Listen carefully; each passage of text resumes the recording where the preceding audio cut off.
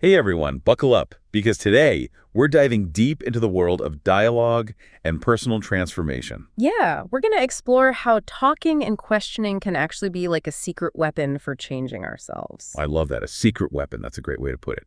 And our source material for this deep dive, well, it's this text that takes ideas from Adlerian psychology. Adlerian psychology, for anyone who needs a quick refresher, focuses on like the idea that we're all looking for a sense of belonging, like we all want to feel connected and have a purpose. Exactly. So this text uses a really cool format, like a conversation between a young guy, he's called the youth in the text, and this wise philosopher character. It's kind of like those old school dialogues, like Plato's dialogues with Socrates, where they just go back and forth questioning everything. I'm already intrigued. And from what I've read, this youth is struggling with some self-doubt. Yeah, he's comparing himself to his friend, someone he sees as super outgoing and confident, and he's like, can I even change? Could I ever be like that? Oh, I feel that self-doubt monster can be a real drag. Totally. But the philosopher, he's got this really interesting perspective. He says that change, real change, is totally possible for anyone. Okay, wait, stop right there. Anyone can change. Like, even if you're, I don't know, super shy or something. Well, that's where things get really interesting. The philosopher is not talking about some quick fix or like putting on a mask. Right, because that never really works, does it? You can't just fake it till you make it, at least not for real change. Exactly. He emphasizes deep internal shifts, like a change in your mindset and outlook. That makes sense. So it's not about pretending to be someone else, but actually becoming a new version of yourself. Right. And in the text, there's this point where the youth gets kind of impatient. He asks, so if I just understand Adlerian psychology, will that magically make me outgoing like my friend? Ooh, he wants the easy button. Like, tell me the secret formula and I'll be transformed.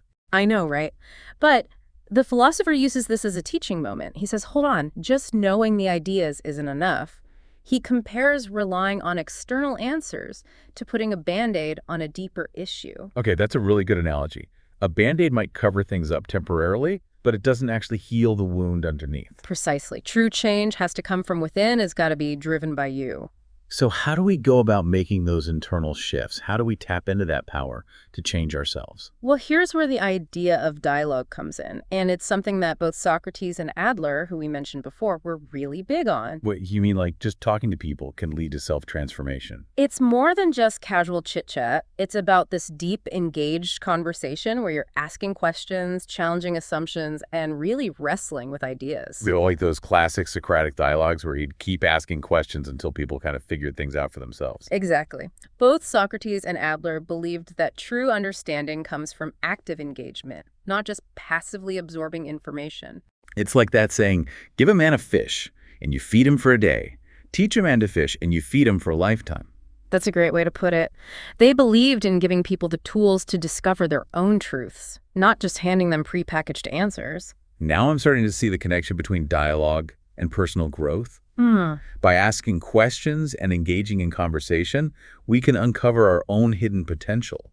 And it's interesting because Socrates, he actually didn't write anything down. He just talked and debated. And through that process, he helped his students learn and grow. Wow, that's pretty radical.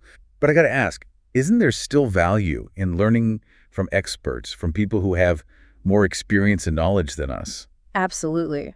Experts can definitely provide guidance and insights, but it can't stop there. Imagine someone trying to teach you how to ride a bike just by describing the mechanics. You'd probably end up falling flat on your face, huh? Probably. You could understand the theory, but until you get on that bike and feel the balance, the wobbles, you're not really learning, are you? So it's like the philosopher is saying to the youth, hey, I can point you in the right direction, but you got to do the pedaling yourself. Yes. And this deep dive, it's kind of like that too, right? We're not here to spoon-feed you answers. We're hoping to spark your curiosity and get you thinking. So it's all about encouraging our listeners to have their own internal dialogues, to question and explore and discover their own truths. Exactly. We're just here to provide a little fuel for the fire. I love that. So as we wrap up, here's something for everyone listening to ponder. What part of your life could use a good, deep, Socratic dialogue? Yeah, think about that for a minute. It could be a challenge you're facing, a decision you're struggling with, or even just a belief you've held for a long time. The key is to be open to questioning, to challenge your own assumptions, and to see where that journey of self-discovery takes you. Because you never know. The answers you're searching for might be closer than you think. And sometimes all it takes is the courage to ask the right questions. So keep those dialogues going. Keep questioning, keep exploring, and keep transforming. Thanks for joining us for this deep dive, everyone. See you